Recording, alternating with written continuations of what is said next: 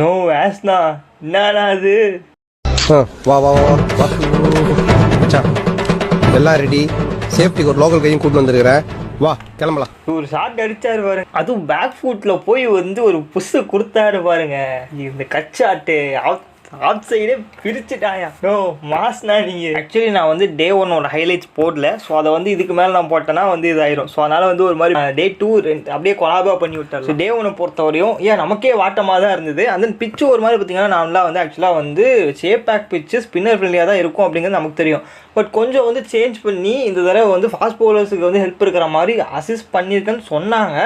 But அது டே 2 வரையும் வந்து கண்டினியூ ஆகும் அப்படிங்கிறத சத்தியமாக நம்ப முடியல. நான் வந்து சரி பார்ப்போம், டே 3 மேபி இல்லை டே 4 போகுவானே தெரியல. நாளைக்கே முடிஞ்சாலும் முடிஞ்சிடும்.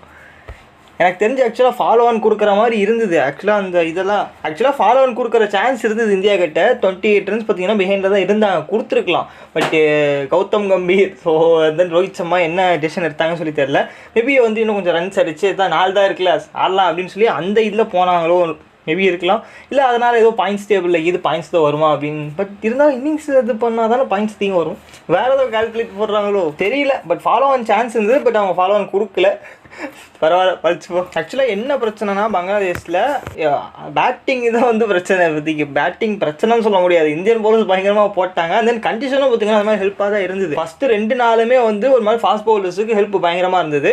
ஸோ அது அவங்க பங்களாதேஷ் போடும்போதே வந்து உமராவும் சிராஜும் உள்ளே பேசியிருப்பாங்க, இவன் போட்டே இப்படி இருக்கே, நம்மளாம் போட்டால் தாங்குவானுங்களா அப்படிங்கிற மாதிரி. ஸோ சேம் மென்டாலிட்டி தான் பார்க்குற எல்லாத்துக்கும். உம்ராலாம் வந்து முடிஞ்சுது அப்படிங்கிற மாதிரி. அதே மாதிரி வந்தாப்புல செகண்ட் இன்னிங்ஸில் போட்டார். அதெல்லாம் வந்து 10 விக்கெட் 10 அவருக்கு. என்னடா 10 விக்கெட் தானா அப்படின்னு. என்னடா அதுக்குள்ளே ஆல் அவுட் ஆகிட்டீங்க, அதெல்லாம் முடியாது. நான் முதலேருந்து விளையாடணும், கோட்டை முதலேருந்து போடு அப்படிங்கிற மாதிரி அவரே ஃபீல் பண்ணியிருப்பார். என்னங்க எனக்கு இன்னும் வேணுங்க அப்படிங்கிற மாதிரி. அட்லீஸ்ட் அதுக்காச்சும் ஒரு ஃபாலோவர் கொடுத்துருக்கலாம். பட் மேபி இன்னும் கொஞ்சம் டைம் போகணும்னு பார்க்குறாங்க போல். ஆக்சுவலாக வந்து பங்களாதேஷ் தான் டாஸ் வின் பண்ணியிருப்பாங்க. ஸோ பவுலிங் எடுத்திருப்பாங்க. எல்லா டெசிஷனும் ஓகே, எல்லாமே சூட் ஆச்சு. பட் பேட்டிங் தான் பிரச்சனை. பேட்டிங் பிரச்சனைன்னு சொல்ல முடியாதுங்க. இந்தியன் பவுலர்ஸ் அந்தளவுக்கு வந்து ஸ்ட்ரென்த்தாக இருக்காங்க, அதை ஒத்துக்கிட்டு தான் ஆகணும். அதே சமயத்தில் பங்களாதேஷோட பவுலர்ஸும் செம்மையாக போட்டாங்க. டஸ்கின்னு இந்த பக்கம் அண்ட் தென் ஹசனு, இவங்க 2 பேர் பவுலிங் மட்டும் தனியாக தெரியுதுயா. ஃபஸ்ட் ஓவர்ஸ்லேருந்தே ரோஹித் ட்ரையாக தான் பண்ணிட்டு இருந்திருப்பாங்க. பட் ஆக்சுவலாக வந்து இதில் என்ன ஒரு நோட் பண்ணுற விஷயம்னா, ரோஹித் சர்மா அடிக்கல, விராட் கோலி அடிக்கல. அடிக்காமையே இந்த அளவுக்கு வந்து அடிச்சிருக்காங்க. அதுக்கு காரணம் வேற யாரு? நான் சும்மா இருப்பேனா? என்ன வேலை?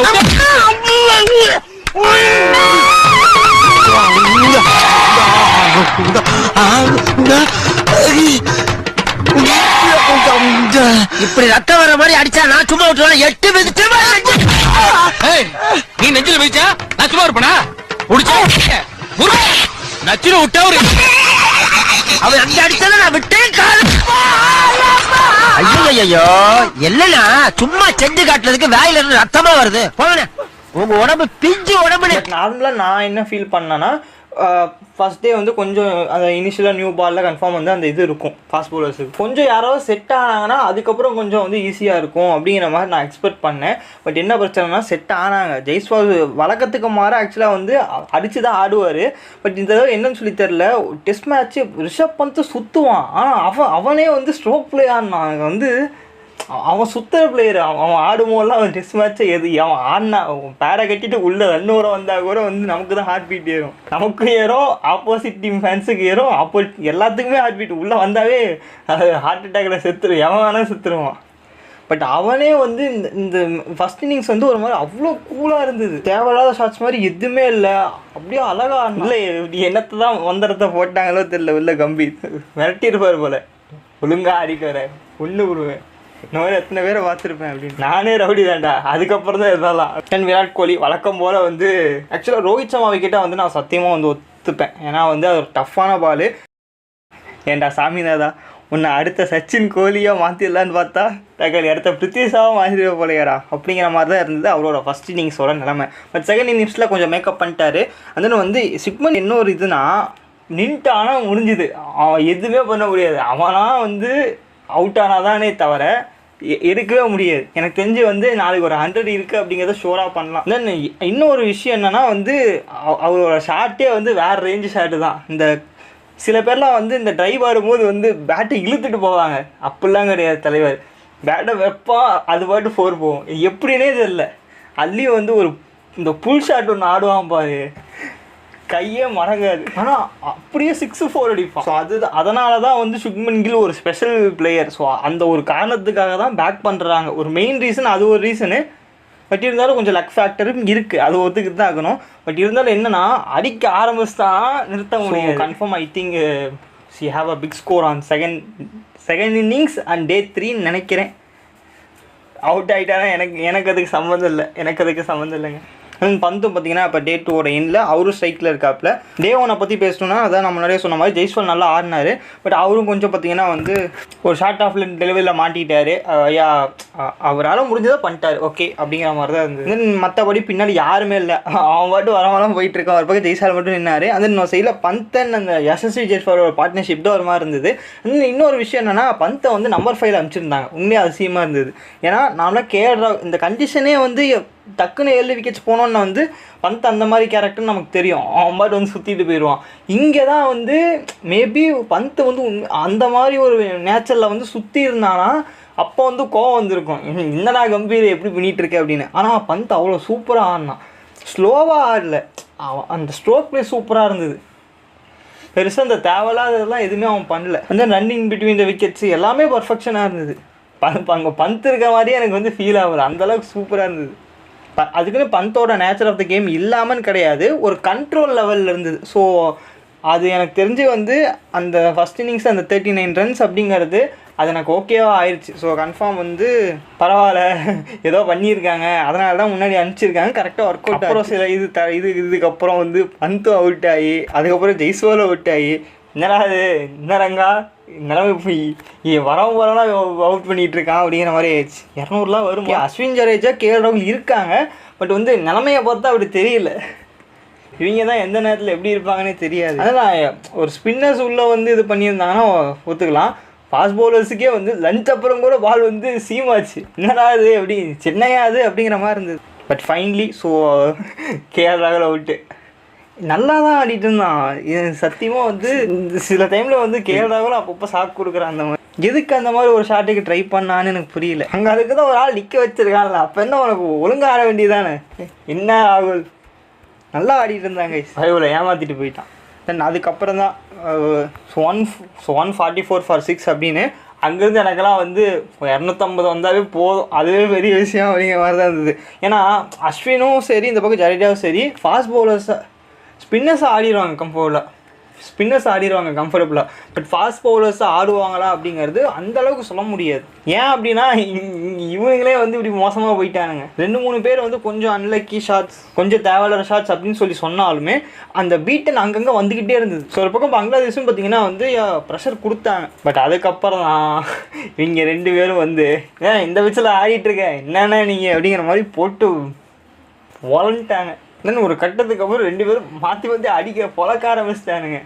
ஸோ அப்படியே டே 2 கண்டினியூ பண்ணி அந்த அஸ்வின் பார்த்தீங்கன்னா அவர் செஞ்சுரியெலாம் கம்ப்ளீட் பண்ணார். இன்னொரு பக்கம் ஜடேஜா அவர் ஒரு 50 கம்ப்ளீட் பண்ணார். அந்த ஸ்வார் செலிப்ரேஷன் அதெல்லாம் போட்டு ஆக்சுவலாக டே 1 எண்ட்லேயே சொல்லிட்டார் அஸ்வின். ஸோ கன்ஃபார்ம் நாளைக்கு இன்னும் கஷ்டமாக தான் இருக்கும், பரவாயில்ல எவ்வளோ முடியுமோ உங்களை அடிக்கிறோம் அப்படிங்கிற மாதிரி சொல்லியிருந்தார். ஸோ அதே மாதிரி அடுத்த டே 2 ஆரம்பிச்சுது. ஸோ ஜடேஜா ஃபஸ்ட்டிலே முடிஞ்சிருச்சு. அவர் 86ல் 100 மிஸ் ஆகி அவுட் போய விராட் கோலி கதையை விட்டோமாங்க. ரொம்ப நாளுக்கு அப்புறம் நல்லா ஆடிட்டு தான் இருந்தாப்புல. மறுபடியும் வந்து என்னாச்சுன்னு தெரில. அசன் 4th ஸ்டெப்புக்கு குறி வச்சு ஒரு பால் போட்டார், துரத்திட்டு போய் அடிக்க போய் இதோ வந்துட்டேன் அப்படின்னு விக்கெட்டை கொடுத்துட்டு போயிட்டார். அதுக்கப்புறம் ஆகாஷ் தீப் வந்தார். நான் ஆகாஷ் தீப்பே மறந்துட்டேன் பேட்டிங் ஆடல.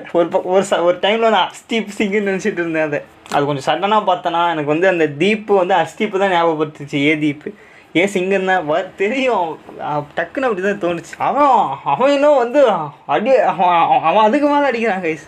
இப்போ தான் வரான், அசால்ட்டாக ஒரு ஃப்ளிக் அடிக்கிறான், ஸ்ட்ரைட் ட்ரைவ் அடிக்கிறான். ட்ரைவே ஆடிட்டு போயிருந்துருக்கலாம், அவன் தூக்கி 3 4 அடிச்சிட்டோம்ல, தூக்கி அடிக்கலாம்னு சொல்லி அடிக்க ட்ரை பண்ணி அது ஒரு கேட்ச்சு. அதுக்கப்புறம் அஸ்வினும் பார்த்தீங்கன்னா ஒரு ஸ்லோவர் பாலில் மாட்டி, ஸோ அவரும் 113 அவுட் ஆகி அதுக்கப்புறம் கடைசியாக பார்த்தீங்கன்னா பும்ரா 7 ரன்னு சொல்லி கடைசியாக 376 for 10 அப்படின்னு சொல்லி பார்த்தீங்கன்னா முடிச்சிருந்தேன். அஸ்வின் ஜடேஜாவோட பார்ட்னர்ஷிப்பும் 199 போயிடுச்சு. தென் அதுக்கப்புறம் பேட்டிங் பண்ண அந்த பங்களாதேஷ் நிலமை முடிஞ்சிருச்சு. எல்லாமே கவலைக்கிரமாக போயிடுச்சு. பும்ரா அந்த பக்கம் ஆகாஷ், அவன் என்னடா அவன் பயங்கரமாக போட்டுட்டு இருக்காங்க கைஸ். சிராஜுக்கே ஸ்பெல்லு கிடைக்காது போல் அந்தளவுக்கு அவன் போட்டுருந்தான். பாட்டு விக்கெட்டு கொத்தாக போயிட்டு இருந்தது. ஷகிப் அல் ஹசன் லிட்டன் தாஸ் மட்டும் ஒரு பார்ட்னர்ஷிப் போட்டாங்க. அதுவும் பெருசாக நீடிக்கல. உள்ளே வந்து ஜடேஜா 2 பேட்டையும் தூக்கிட்டு போயிட்டு நல்லா தான் போயிட்டு இருந்தது. லிட்டன் டாஸ் பைத்தியக்காரன் தேவையில்லாமல் ஒழுங்காக அடிச்சுட்டு இருந்துருக்கலாமா, வரது தேத்தி இருக்கலாமா, தூக்கி அடிக்கிறேங்கிற பேரில் ஸ்வீப் ஆடி அது மிஸ் டைம் ஆகி கேட்ச் இருக்கிற அளவுக்கு இதெல்லாம் தேவையா தாஸ்? லிட்டன் டாஸ் இதுதான் பிரச்சனை எப்போ பார்த்தாலும். இருக்கிற டேலண்ட சொல்ல மெகடியசன் முடிஞ்ச அளவுக்கு ஒரு முட்டு கொடுத்து ஸோ 149 அப்படின்னு சொல்லி பார்த்தீங்கன்னா ஆல் அவுட் ஆகியிருந்தாங்க. உம்ரா ஒரு 4, சிராஜ் ஒரு 2, ஆகாஷ் தீபுக்கு ஒரு 2, ஆளாளுக்கு அள்ளிட்டு போயிருந்தாங்க. இப்போ அஸ்வினுக்கு தான் விக்கெட் கிடைக்கல. ஜடேஜாவுக்கு 2 விக்கெட்டு. ஸோ லீடில் தான் இருந்தாங்க, ஃபாலோ ஆன் கொடுத்துருக்கலாம். பட் இருந்தாலும் பேட்டிங் பண்ணுறேன்னு சொல்லி பேட்டிங் பண்ணாங்க. ஸ்டார்டிங் சூப்பராக தான் இருந்தது. மறுபடியும் தஸ்கின் உள்ளே வந்தால் தூக்குனா ரோஹித் சர்மா. பின்னாடியே ஜெய்ஸ்வால் அவுட் ஆனார், அடிக்க ட்ரை பண்ணி கொஞ்சம் ஓவர் ஃபோர்ஸில் போனாங்களோ அப்படிங்கிற மாதிரி லைட்டாக தோணுச்சு. அப்புறம் சுக்மன் கில் வந்து விராட் கோலி பார்ட்னர்ஷிப் போட்டாங்க. விராட் கோலி நல்லா தான் ஆடிட்டு இருந்தான். எப்படி தான் வந்து கோலிக்குன்னே இதெல்லாம் நடக்கும் போல. Dia nala patia bat edge padalayaw. Na nala pathan bat edge padala. Di kina ko una oru alunu ketanala enna solanum. சிரிக்கிறான் பாரு. ஆக்சுவலி என்ன ஆச்சுன்னா வந்து பேட்டில் பட்டுச்சு. பட் வந்து அது விராட் கோலிக்கே ஃபீல் ஆகிற போல, டேரெக்டாக பேட்டில் பட்டுன்னு நினச்சிட்டாரு போல. அவர் என்ன பண்ணார், சுக்மன் கில்கிட்ட போய் வந்து அவுட்டா ரிவ்யூ கேட்கலாமான்னு கேட்டிருக்காரு. ஆக்சுவலாக கில்லுக்கு எப்படி தெரியும் பேட்டில் பட்டுதா இல்லையா, விராட் கோலிக்கே தெரியல, அவனுக்கே தெரியல, இவனுக்கு எப்படி தெரியும் அப்படிங்கிற மாதிரி அவுட்டுப்பா நேரம் ஸ்டெம்பிள் அடிக்குது அப்படின்னு அவன் பாட்டு சொல்லிட்டான். ஆக்சுவலாக நார்மலாக எப்படி விராட் கோலி ரிவ்யூ எடுப்பார் அவுட்டுன்னு தெரிஞ்சால் கூட. பட் இன்றைக்கி என்னாச்சுன்னு தெரியல, சுக்மன் சின்ன பையன் சொல்கிறான் நல்லா கரெக்டாக தான் இருக்கும் அப்படின்னு சொல்லி உள்ளே போனார். கடைசியில் பார்த்தா ரீப்ளேயில் ஆப்பு பேட்டில் போட்டுருக்கு பால். இந்த மாதிரி வினோதமாக தான் அவுட் ஆவார் போல். ஆனால் நல்ல ஃப்ளோவில் இருந்தார். ஸோ அவரு சம்பந்தமே எல்லாம் 17க்கு அவுட் ஆகி ஸோ கடைசி எண்ட் ஆஃப் த இன்னிங்ஸில் சுக்மன் கில் அந்த பந்து பார்த்தீங்கன்னா வந்து ஸ்ட்ரைக்கில் இருக்காங்க. 81 for 3ன்னு சொல்லியிருக்கு. லீடு 308 போயிடுச்சு. எனக்கு தெரிஞ்சு நாளைக்கு வந்து 400 கன்ஃபார்ம் போயிடும். 400 போகாதா, 100 ரன் தானே. தென் கேஎல் ராகுல் இருக்காப்புல, அப்புறம் ஜடேஜா ஆல்ரெடி, அஸ்வின் இருக்காங்க. அவங்க முதல்ல ஆரம்பிப்பாங்க. ஸோ டே 3ல் வந்து கன்ஃபார்ம். எனக்கு தெரிஞ்சு டே 2வே வந்து ஃபாஸ்ட் பவுலர்ஸுக்கு அந்த இது குவாலிட்டி எதுவும் சேஞ்ச் ஆகலை. ஸோ கன்ஃபார்ம் அப்படி ஏதோ. ஸோ டே 3யும் அதே மாதிரி தான் இருக்க போகுது.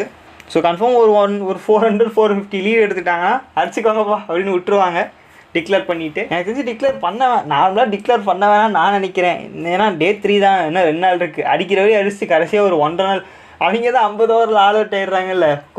ஒரு 1.5 நாள் 90 ஓவர் ஆல் அவுட்டு அவங்களே ஆல் அவுட் ஆயிடுவாங்க. இந்த டெஸ்ட் மேட்ச்சில் வந்து இந்த 400 500 பார்த்து ரொம்ப நாள் ஆகுதுங்க.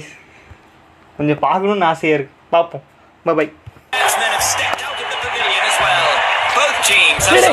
அவுட்டே இல்லடா. அவுட்னு டேய் அவுட் குடுக்குற பாரு அங்க. அண்ணே கிரிக்கெட் டிஷ் ஜென்டில்மேன் கேம் ஏமாத்த கூடாது. அவுட் டேய் பேட்ல படலடா சொல்றே கேளுடா. அண்ணே எனக்கு தெரியாதா, சத்தம் கேட்டுச்சுல. டேய் வேர்ல்ட் கப் மேட்ச்ல சொல்றே பாரு.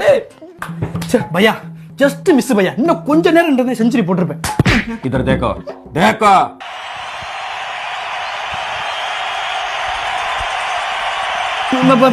என்ன வருது? அவுட் இல்லன்னு சொல்றாங்க. ஸ்பீட் மீட்டர் பாத்தியா? சவுண்ட் கேட்டுச்சு. அல வரல. சவுண்ட் கேட்டுச்சு. அது பேட்ல வந்துடா. பேட்ல இங்க பாரு. இத சொல்றா. வருதா? திருப்பி இப்ப பேட் வருது. இந்த பேட்டை மாத்தனா கேக்குறியா?